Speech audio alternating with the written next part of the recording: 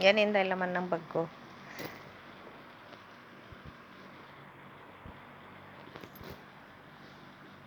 Mga ano.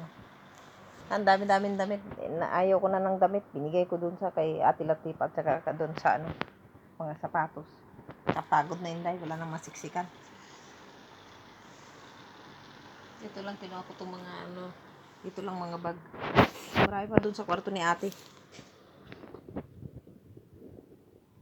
Kinuha ko lang yung mga may tatak. Hindi ako kumuha ng mga damit. Kaya wala na akong malagyan dito sa kwarto ko. Sobrang dami na. Ang dami-dami ng bag, Inday.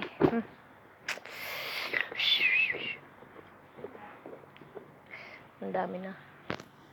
Binigay ko na dun sa kanila yung mga iba. Ay, hindi naman nagagamit. Yun lang, kumuha lang ako ng isang coats at saka isang guess. Tsaka ano. Ito yung galing pa sa amo ko to dati. Ito yung kay Riba. Pero magaganda. Tayo mga gamit. Mga kasi rulang mga luma naman.